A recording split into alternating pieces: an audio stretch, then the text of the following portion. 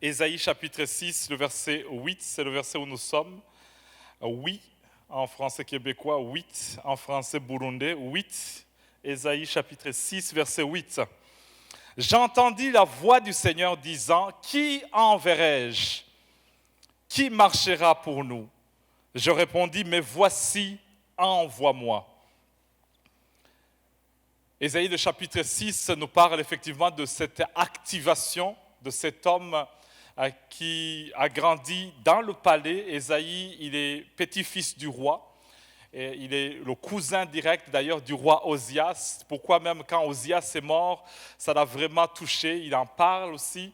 Il a vu pas mal de choses. Et puis Ésaïe, Dieu va l'activer, non pas dans le côté royal, mais au côté céleste, spirituel, prophétique. Dieu va l'utiliser. Et ce chapitre 6, là où il est rendu, il répond, oui Seigneur, fais tout ce que tu voudras dans ma vie. Je veux te servir. Envoie-moi où tu veux et je veux faire ta volonté. Et je pense que c'est un homme qui est sincère devant Dieu. Il dit, Seigneur, parce que le verset 8 nous dit, Dieu m'envoie, mais verset 9, Dieu l'avertit. Il dit, je vais t'envoyer, mais ton ministère ne sera pas facile. Tu vas parler, les gens ne vont pas comprendre. Les gens vont te voir, mais ils ne vont pas saisir. Ton ministère, oui, ça va faire le travail, mais je ne te garantis pas que tu auras le succès. Mais comme tu es volontairement et tu veux le faire, je veux t'envoyer et je veux t'oindre. Non seulement ici à Jérusalem, mais tu vas aussi prophétiser sur Babylone, sur Égypte, sur Éthiopie, sur les nations et tu seras un témoin de ce que je veux faire. Mais regarde le verset 1, ça commence en disant « L'année de la mort du roi Osias, je vis le Seigneur assis sur un trône très élevé. » Ésaïe va voir la gloire de Dieu, il va voir un trône très élevé et cette vision va complètement changer sa marche. Au fait, il répond à la prière que Moïse avait faite dans Exode 33, verset 18. Moïse a dit « Fais-moi voir ta gloire ». Fais-moi voir ta gloire. Et je vais tirer ce verset pour le faire le titre de mon message. Fais-moi voir ta gloire. Réponds avec moi. Fais-moi voir ta gloire. C'est une prière sincère en disant, Seigneur, fais-moi voir ta gloire. Fais-moi voir ta gloire. Dans Jean chapitre 3, Jésus répond à Nicodème qui était venu de nuit. Il lui dit, écoute, on remarque que tu fais des choses extraordinaires et tu n'es pas n'importe qui. Et Jésus va lui répondre au verset 3, il dit, en vérité, je te le dis, si un homme ne naît de nouveau, il ne peut voir le royaume de Dieu.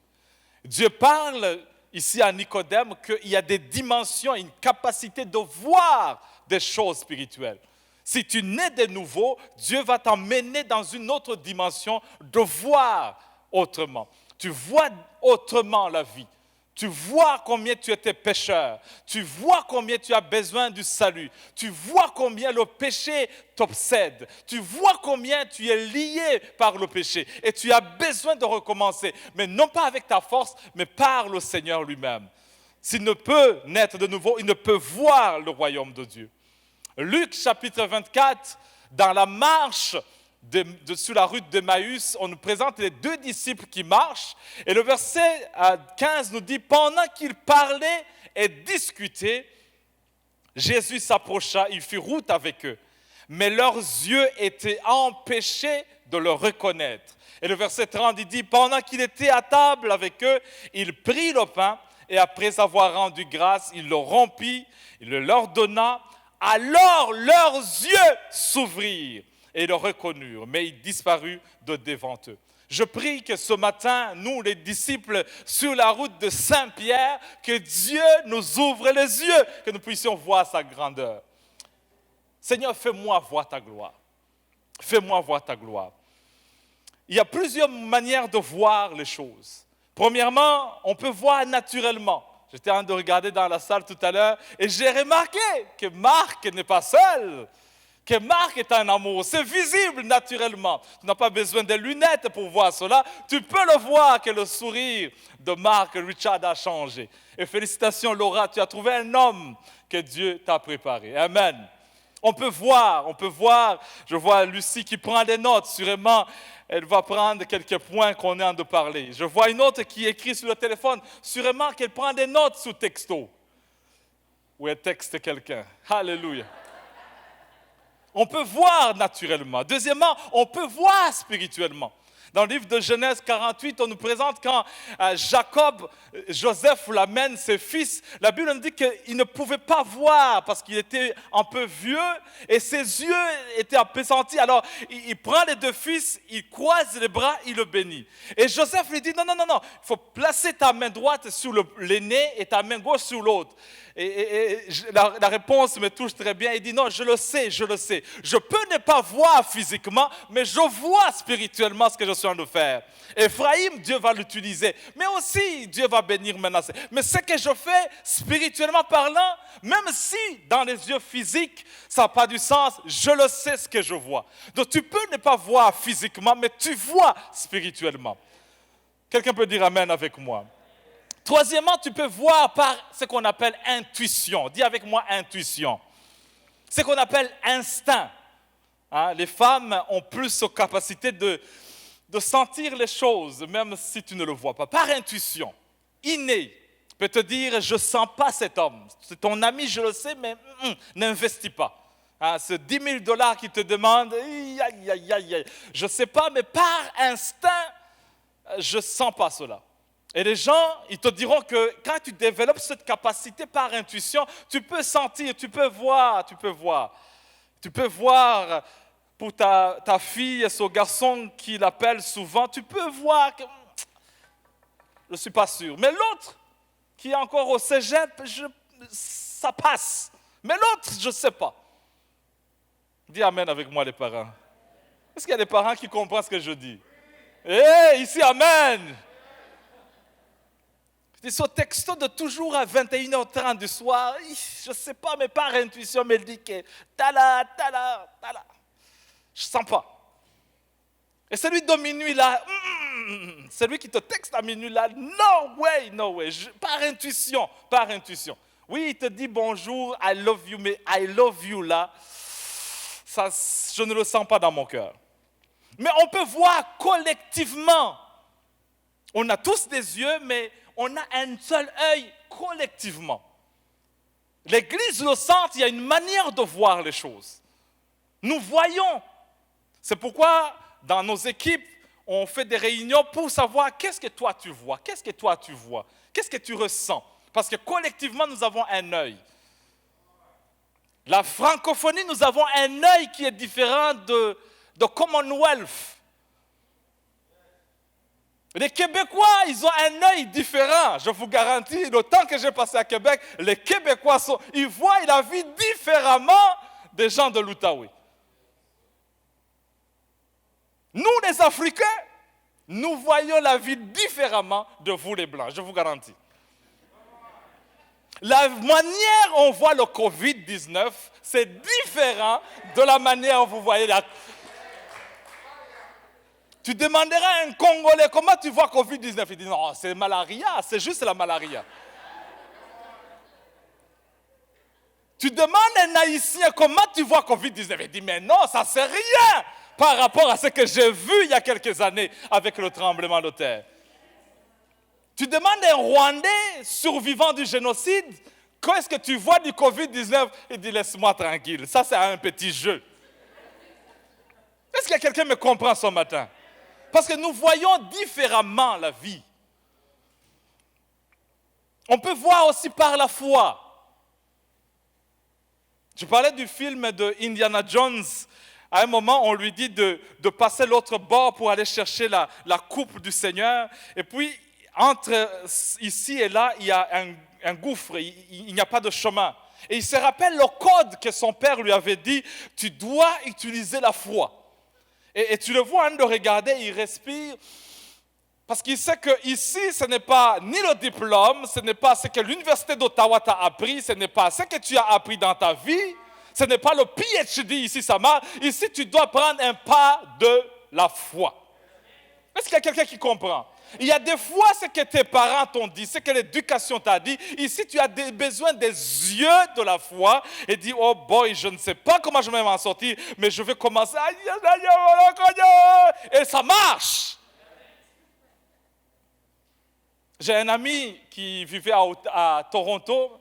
En 2008, il va acheter une maison à 350 000. Quand il regardait, c'était une vieille maison, à Toronto surtout. Mais par la foi, il a dit, on va investir. Son épouse a dit, mais c'est une vieille maison. Et lui il dit non, je sens qu'il faut investir ici. Pas l'autre, mais celle-là. Dernièrement, en 2016, sur la même rue, il y a des gens qui ont toqué à la porte. Ils lui ont dit, est-ce que tu aimerais vendre ta maison? Elle dit, comment vous savez que j'ai le... Elle dit, on ne sait pas. C'était des hommes asiatiques qui lui demandaient ça, parce que apparemment, sur la même rue, des cousins avaient acheté d'autres tantes, d'autres oncles. Donc, c'était bon pour eux de rester sur la même rue. Alors, ils venaient lui proposer. Et ils lui ont dit, combien tu vends ta maison? Et lui, il a dit, combien vous voulez acheter ça? Et ils lui ont dit, est-ce que 800 000 te parle? Il a dit, tout de suite, je signe. Et quand il a dit à son épouse, il a dit, quoi? Combien? 800 000. Cash. Karashakaya. Tu sais, quand des fois des pas de foi, des fois ça n'a pas du sens. Comment ça va tourner? Mais tout d'un coup, ça marche. Il a vite pris ça, il a déménagé, il habite ici à Orléans. Par la foi, des fois, tu fais des choses. La Bible nous dit que par la foi, Abraham, Isaac et Jacob, ils ont vu les promesses et ils les ont saluées de loin. Parce qu'ils savaient que Dieu est le même, il ne ment pas. Quand il te donne une promesse, il va l'accomplir. Des fois, il y a des choses que tu regardes par la foi, tu le salues de loin et dis « Hello, je m'en viens dans quelques mois ». On peut voir aussi dans les ténèbres. Il y a des fois, la nuit, je ne vais pas ouvrir la lumière pour ne pas déranger Rachel, mais aussi pour ne pas déranger les enfants qui dorment. Donc, j'ai appris à naviguer dans le noir. Je sais qu'ici, il y a une table, là, il y a des chaises. Je le sais, parce que avec le temps, plusieurs fois, je me suis cogné. Donc, j'ai appris à dire ici, dans le noir. Ici, il y a ça, de l'autre côté, il y a le frigo. C'est le frigo que je cherche. Je le sais là où il est et je sais qu'en ouvrant ici, je suis proche. Il ne faut pas aller plus loin parce qu'ici, il y a un mur qui va me couper la tête. Donc, je me recule. Je le sais dans le noir. C'est pourquoi Jéthro, le Madianite, Madian qui veut dire celui qui voit dans les ténèbres. Il dit à Moïse, Moïse, ici, c'est dans le noir, il faut ouvrir les yeux nocturnes pour voir. On a besoin des yeux nocturnes dans cette saison de pandémie, de voir des choses, même dans les ténèbres. Il dit, ouh, c'est noir, mais je vois où je m'en vais. Je m'en vais là-bas. On peut aussi voir pendant le jour. Pendant le jour, on a amené, il y avait 5000 hommes, plus des femmes, plus des enfants. Et puis, ils ont dit à Jésus, les gens doivent manger. Et pendant le jour, Jésus a dit, est-ce que vous pouvez les nourrir? Pendant le jour, ils ont dit, mais non, on a 200 pièces seulement. Et on n'a rien d'autre. D'ailleurs, la boulangerie du coin est fermée. Nous sommes dans le désert. C'est quasiment impossible de trouver une boulangerie industrielle capable de faire vite. Écoute, ça n'a pas de sens. Et Jésus regarde, qu'est-ce que vous avez? Il dit, pendant le jour, on a un petit lunch du garçon. Il dit, avec ça? Et Jésus, pendant le jour, il a multiplié ça. Nous devons avoir les yeux de voir. Et Seigneur, pendant ce jour et pendant cette journée, je prie que mes yeux voient même les petites choses afin de voir que tu es capable de multiplier. Voir ce que les autres ne voient pas. Voir ce que les autres négligent. Voir les choses que les gens ignorent. Voir les choses que les gens méprisent. Tu peux mépriser un jeune garçon qui est en 3e de l'université. Il est maigre, il n'a pas d'argent, il mange pizza. Il m'amène nulle part. Il est toujours dans ses Nike. Il va où, lui? Attendez, il faut voir des fois la grandeur qu'il peut avoir dans quelques mois, dans quelques années. Oh, tu vas être étonné de ce que Dieu est capable de faire avec ce jeune homme. Ah, est-ce que quelqu'un peut dire Amen? Combien des hommes, combien de filles on a négligées et tout d'un coup, tout à l'heure, on dit, aïe. Si j'avais su, oui, si tu avais su, l'opportunité est passée à côté. C'est pourquoi il faut avoir des yeux nocturnes, des yeux capables de voir la grandeur. Il dit, Monsieur Willy, pour le moment, il est en chômage, mais je sais que dans 2 ans, il sera millionnaire. Il dit, yes, man. Jérémie chapitre 1, verset 11. Est-ce que Québec est avec moi? Est-ce que Lac-Saint-Jean est avec moi? Jérémie chapitre 1, verset 11 et 12. La parole de l'Éternel me fut adressée en ces mots. Que vois-tu, Jérémie? Je répondis, je vois une branche d'amandier. Et l'Éternel me dit, tu as bien vu car je veille sur ma parole pour l'exécuter. Dieu pose la question à cet homme, que vois-tu? Il a dit, bon, quand je regarde, c'est une branche d'amandier, d'amande, seulement que se voit. Il a bien vu. Et Dieu lui dit, tu as bien vu. Mais ce que tu as vu, ce n'est pas ce que je voulais dire. Parce que tu peux voir les choses sans comprendre ce que ça veut dire.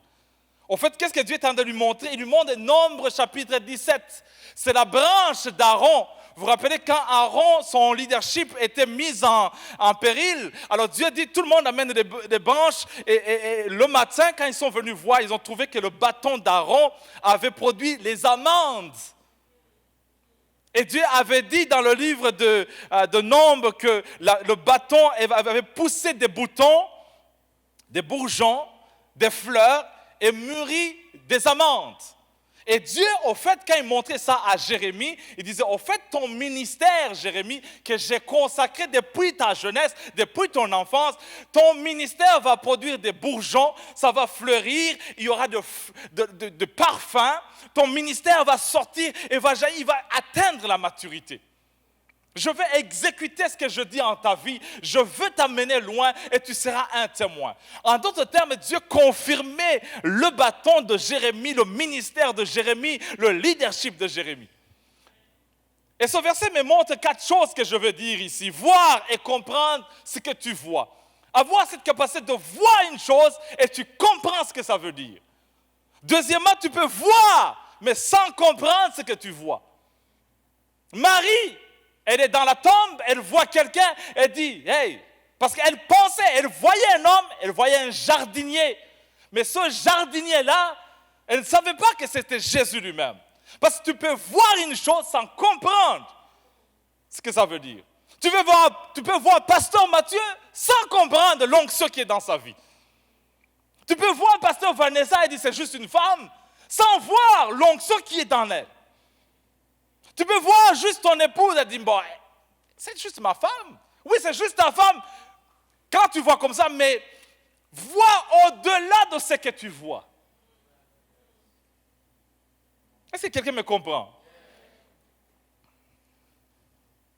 Tu peux voir une chose sans saisir qu'il y a plus que ça.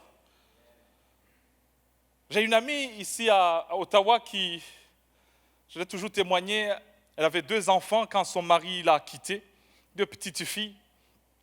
Et puis, elle vivait d'ailleurs à Canada.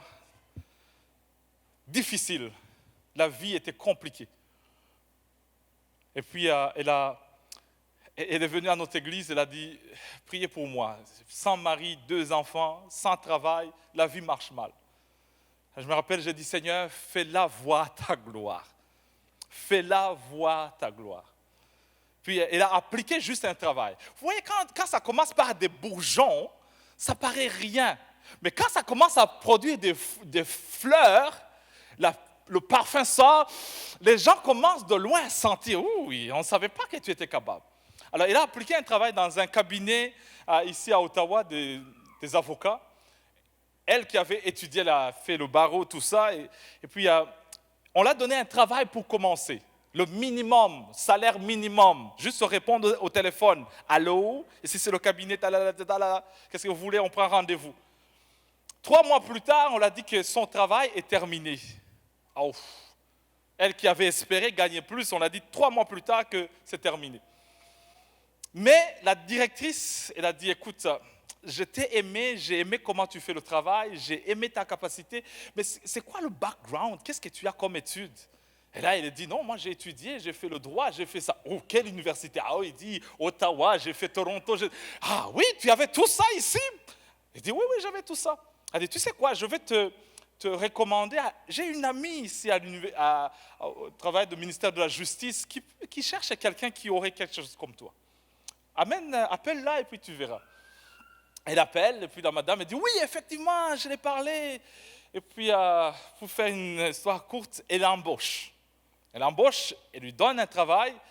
Alors, ce qu'elle ne savait pas, c'est que le niveau où on l'avait mis, pour ceux qui travaillent au gouvernement, c'est ES5. C'est un poste, tu dois avoir 9 à 12 ans d'expérience. Alors, elle a juste 3 mois. Là.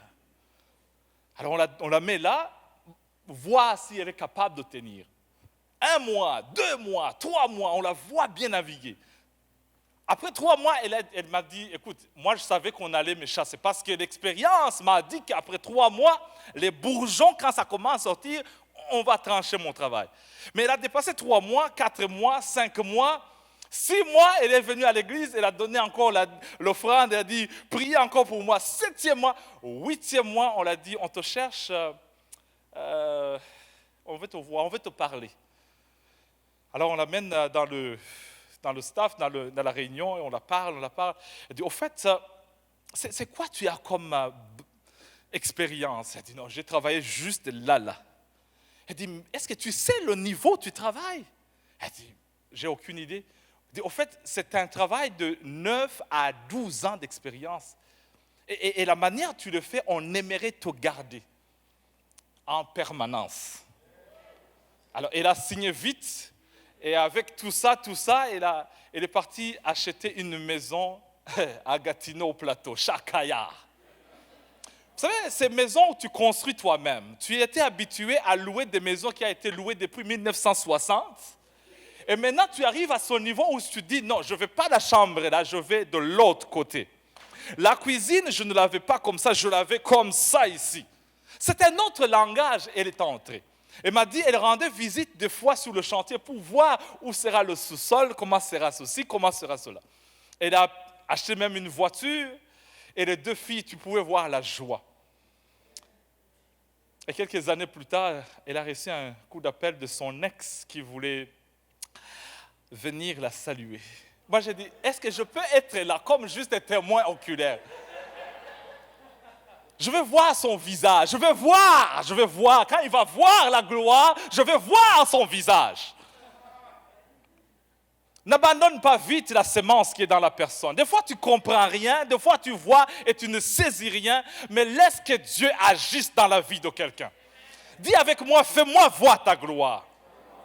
2021, Covid ou sans Covid, Seigneur, ma prière à l'église Le Centre, à Québec, au lac Saint-Jean, à Ottawa, Seigneur, fais-moi voir ta gloire. Fais-moi voir ta gloire. Fais-moi voir ta gloire. Je veux monter de dimension en dimension. Parce qu'Ésaïe, il est rendu au 6e chapitre de sa vie.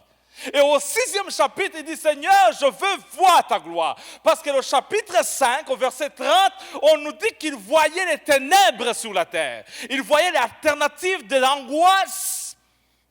Ça marche, ça ne marche pas. Mais tout d'un coup, il dit, Seigneur, je veux voir ta gloire. Et Dieu va lui amener dans une autre dimension. Ésaïe, le prophète. Ésaïe, parce qu'il était le contemporain du prophète Michée. Quand Michée a prophétisé, il a juste prophétisé quelques chapitres et il s'est arrêté. D'ailleurs, Michée va dire au chapitre 5 que le Messie naîtra à Bethléem. C'était une prophétie qui va marquer le temps de Noël, le temps de fin de l'année. Le Messie naîtra à Bethléem. Les mages vont quitter de l'Orient pour aller à Bethléem. Les gens riches vont quitter un peu partout pour aller à Bethléem. Et Ésaïe est là, il dit, mais Seigneur, si Michée, le pasteur de l'église à Vanier, a vu qu'il sera né à Bethléem, mais Seigneur, donnez-moi une autre révélation, parce que je ne veux pas prêcher la même chose. Et Dieu lui dit, mais qu'est-ce que tu veux savoir? Mais à Bethléem, il naîtra de qui? Et Dieu lui montre une jeune vierge. Et dit, il naîtra de la vierge là-bas. Ésaïe écrit dans son livre, il dit, mais comment on va l'appeler? On va l'appeler Emmanuel. Aïe, aïe, aïe. Vous savez, quand Dieu te révèle des choses nouvelles, tu dis, merci Seigneur. Il va écrire Emmanuel. Elle dit, est-ce que c'est un Dieu ou c'est un homme? Elle dit, oh, Ésaïe, il aura la double. Parce qu'un enfant nous est né, mais un fils nous est donné. Il a l'humanité en lui, mais il a aussi la divinité en lui. Cet homme, c'est Jésus qui va venir sur la terre. Elle dit, mais il va rester pour combien de temps? Qu'est-ce qu'il va faire? Comment il va-t-il partir? Et Dieu lui montre dans Ésaïe chapitre 53, comment il va mourir. Par ses maîtressures, nous sommes guéris. Il voit comment on l'amène à la boucherie. Il ne parle pas. Il voit avec les yeux capables de voir l'avenir. Il voit même au chapitre 66, la nouvelle Jérusalem qui s'en vient. Il dit, oh, je vois des choses. Il dit, Ésaïe, tu veux voir plus? Est-ce que tu veux voir plus? J'aime Dieu quand il te montre des choses. Ésaïe va prophétiser 66 chapitres, qui sont pratiquement les 66 livres de la Bible. 39 de l'Ancien Testament et 27 du Nouveau Testament. D'ailleurs, quand ça commence le Nouveau Testament dans Ésaïe 40, il parle que j'envoie un messager dans le désert qui commence à prophétiser. Il voit Jean-Baptiste prophétiser. Oh, que Dieu te donne à voir des choses qui sont cachées, qui viennent certainement. Je prie que Dieu me montre des choses qui sont cachées dans mes enfants, dans mes fils, dans mes petits-fils. Seigneur, qu'est-ce que tu vas faire avec Kylian? Et Seigneur, qu'est-ce que tu vas faire avec Salomé? Seigneur, qu'est-ce que tu vas faire avec Yannick? Qu'est-ce que tu vas faire avec le nouveau Élie, le nouveau bébé qui vient de naître? Qu'est-ce que tu vas faire dans leur vie? Seigneur, qu'est-ce que tu feras avec Shenoa, ma fille? Qu'est-ce que Dieu va faire? Qu'est-ce que Dieu va faire dans ton mari? Peut-être aujourd'hui, dans le diabète, il ne peut pas voir avec ses yeux. Mais Seigneur, qu'est-ce que tu vas faire dans sa vie? Est-ce que quelqu'un me comprend aujourd'hui? Dernièrement, j'étais à Kinshasa, je suis parti pendant le Covid, là. Je suis parti, j'arrive là-bas et j'ai trouvé un homme que j'avais connu ici à Ottawa. Et puis il m'a dit, écoute, j'ai reçu de la part de Dieu cette parole de rentrer, commencer une entreprise. Je dis, mais qu'est-ce que tu fais? Il dit, je suis arrivé ici, j'ai vu, il m'a dit, j'ai vu les opportunités partout. Vous savez, il y a des fois, tu arrives quelque part, les autres ne voient pas, mais toi, tu vois les choses. Il a commencé une entreprise comme ici les agences de placement. Alors il a commencé à faire les gens, il dit, on peut chercher du travail pour vous. L'immobilier, on peut chercher une maison pour vous. Et les gens commençaient à venir. Et tout d'un coup, dans quelques 7 mois, il m'a dit, j'ai trouvé la référence ici à Gombe, à Kinshasa. Les gens commencent à venir de loin, mais cherchant pour que je leur trouve quelle sorte d'entreprise je veux faire. Il m'a montré 2 jeunes garçons qui venaient de la France, qui sont venus investir à Kinshasa. Il leur a dit, écoute, si vous pouvez, vous savez, les machines là qui mélangent le sable et le ciment avec l'eau en même temps, parce qu'au pays, on mélange avec une pelle. Comment on va ériger 20 étages avec une pelle, mais en déconangaï? Que Dieu nous aide aussi. Nous sommes au 21e siècle et on est encore dans les... Amène le sable, amène de l'eau. Les Chinois, ça va vite. Alors il a dit aux jeunes, amène la machine là. Ils sont partis, ils l'ont acheté, ils l'ont amené à Kinshasa. Arrivé à Kinshasa, les garçons, ils ont employé quelques personnes, ils leur ont montré comment on fait ça. La machine, elle est louée 500 pièces par jour. Dollars américains, pas canadiens, américains. Vous comptabilisez vous-même. Des fois, tu peux voir ce que les autres ne voient pas. Moi, je n'avais pas vu qu'au plateau, quand on habitait à Gatineau, que ce coin de plateau va se développer. C'est hier, quand j'ai amené mon fils Israël pour aller voir le coin où on a habité. Lui, il ne se rappelait pas. Il dit, oh, on a habité. Il dit, oh, je me rappelle ça. Et tout d'un coup, je vois des choses qui se bâtissent par là. J'ai dit, my goodness. Voir les choses. Voir ce qu'on ne voit pas. Aïe. Je vais vous faire la liste des rois qui n'ont pas vu voir les choses. Premièrement, le roi Saül.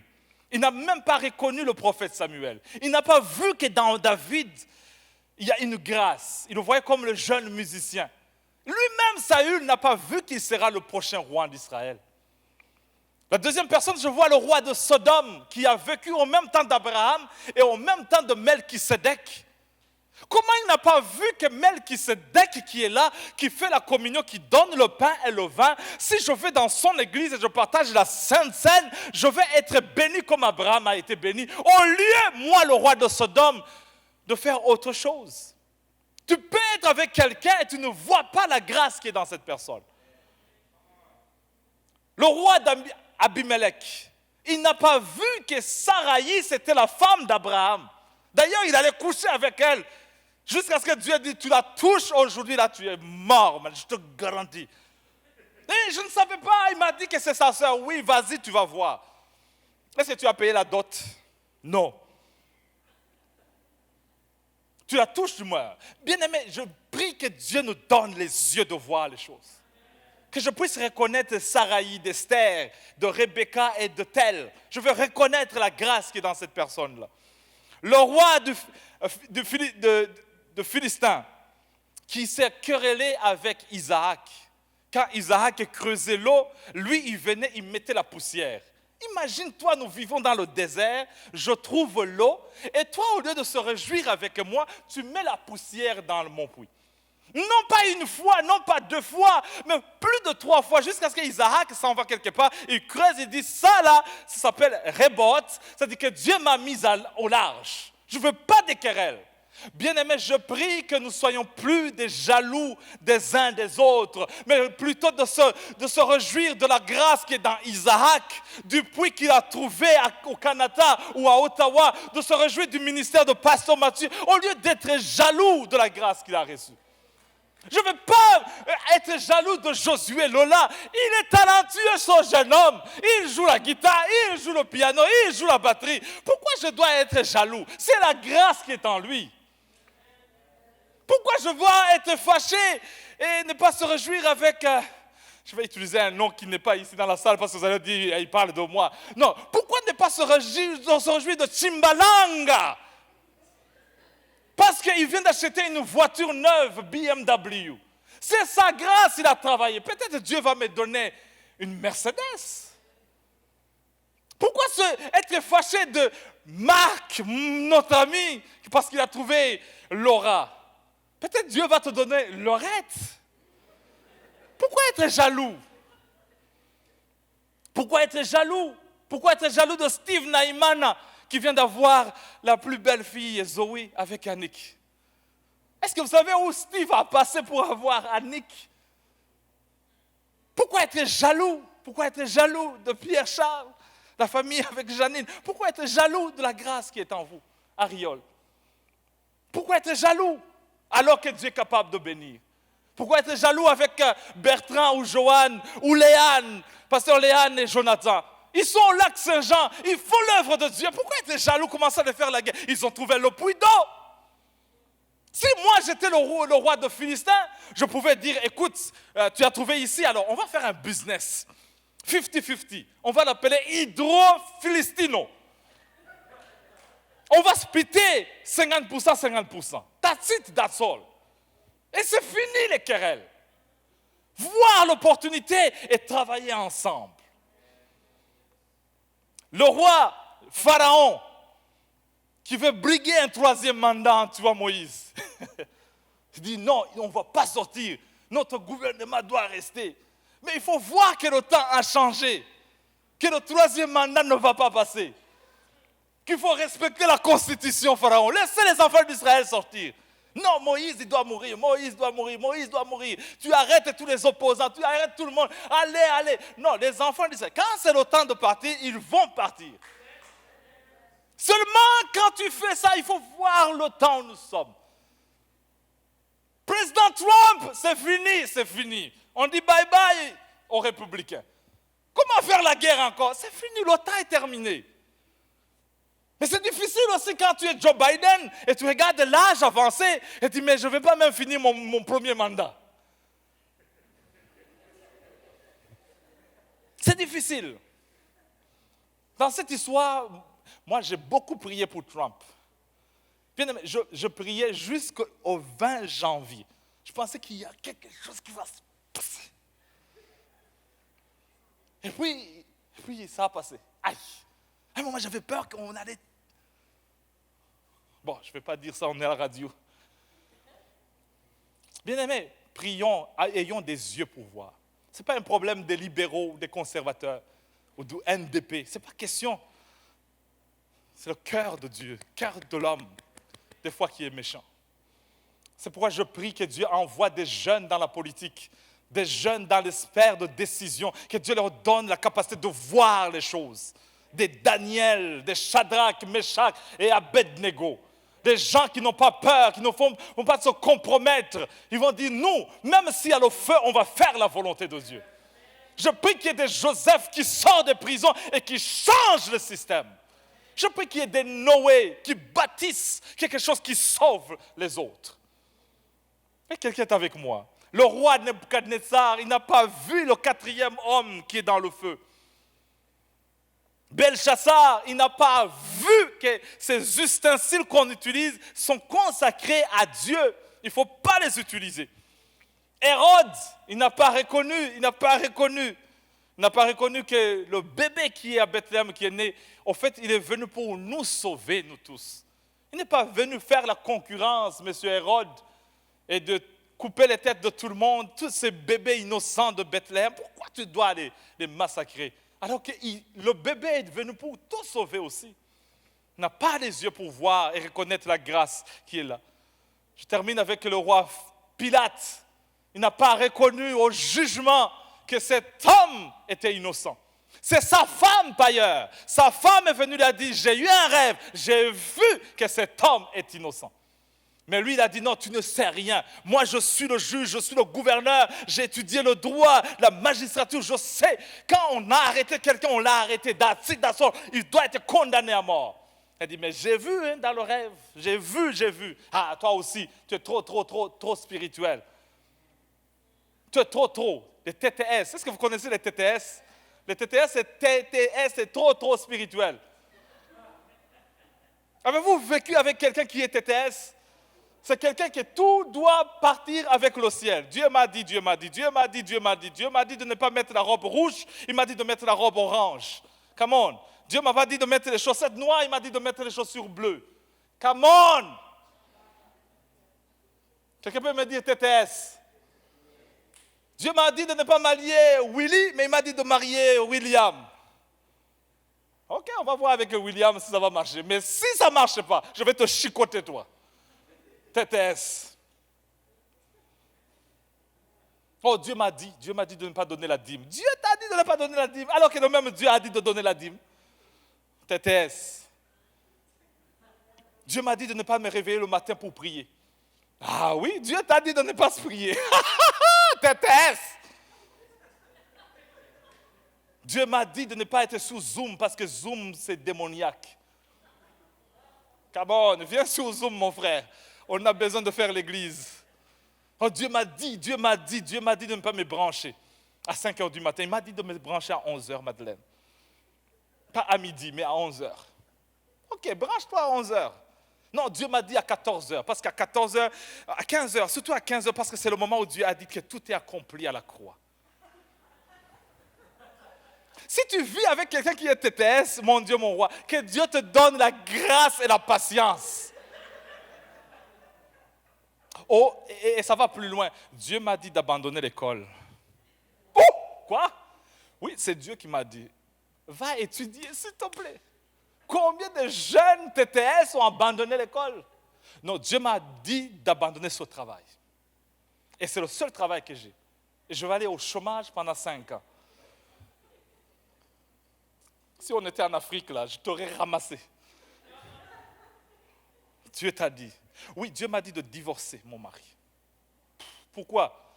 Parce que l'autre soir, il n'a pas mis le match de basket que je voulais. Que Dieu te fasse voir autre chose. Dieu m'a dit de quitter l'église, le centre. Dieu m'a dit. Et pourquoi? Ce n'est pas une église. Pour aller à l'église? L'église du coin? Alpha Oméga? L'église du 3e jour de la résurrection? Ou l'église du Vanier de Saint-Paul? Ou l'église de Deninchut? Je vais commencer mon église que je vais appeler la cathédrale Saint-Deninchut. Où Dieu t'a dit de quitter l'église. Pour faire quoi? Bien-aimé, des fois, c'est nous qui compliquons nos vies. Fais-moi voir ta gloire. Je vais terminer avec ce verset qui dit, dans Marc chapitre 8, Dieu m'a dit de lire Marc chapitre 8. Pasteur Denis Njuti. Pourquoi je dis ça? Parce que j'ai une fois fiancé une fille qui était dans la chorale, qui chantait avec nous. Quand elle chantait, là, je voyais l'ange Gabriel qui descendait. Je l'ai aimé, cette fille. Mouah.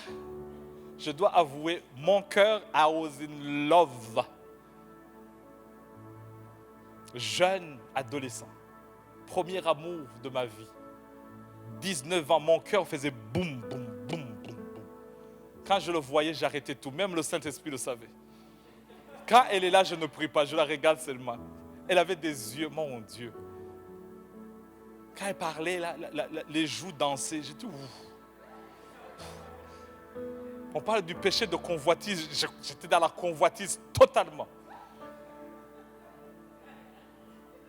Je l'ai doté. Pour ceux qui savent doter, c'est le mariage coutumier. J'ai payé la dot chez eux. J'ai tout fait. Comme on était en Europe, je l'ai amené en Europe. Arrivé là-bas, elle m'a dit, Dieu m'a dit. Bye. J'avais besoin, pasteur Vanessa, de la thérapie par la prière. La thérapie de la prière. Pas seulement. Je voulais Madeleine, je voulais pasteur Vanessa, je voulais toute l'équipe de la thérapie. Tout le monde, je voulais qu'il m'impose. Parce que et en plus j'étais pasteur. À 3 mois du mariage, je commençais à envoyer les invitations. Venez à mon mariage. Et j'ai commencé à écrire, ne viens plus au mariage. Et il me demandait pourquoi. Il dit parce que Dieu a dit à l'autre. TTS. C'est pourquoi quand j'enseigne la parole de Dieu, je veux vraiment enseigner. Parce qu'il y en a trop de TTS dans nos églises. Indisciplinés spirituels.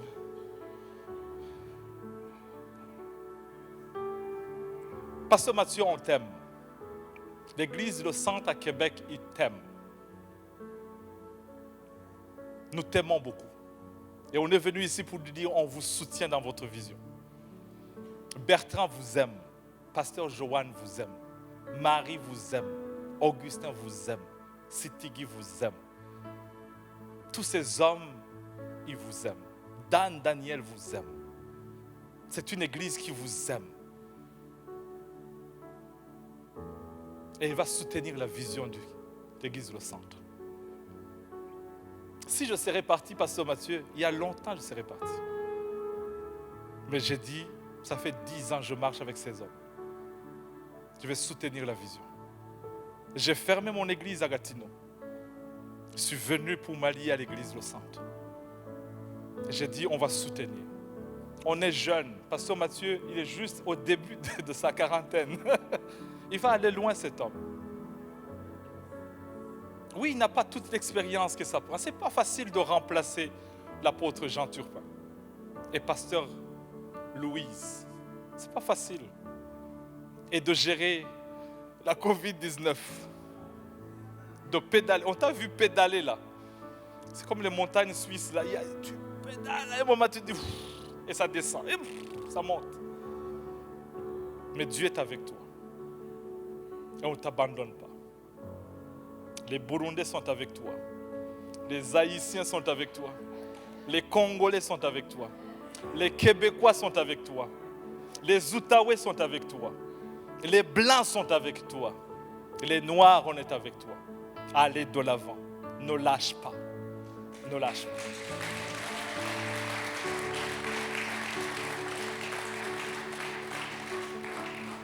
On va se lever, nous allons prier ensemble, Seigneur. Quand Moïse a demandé, fais-moi voir ta gloire, ça me rappelle cette parole que Nathanaël a dit, et Philippe lui a répondu, dit, viens et vois. Viens et vois.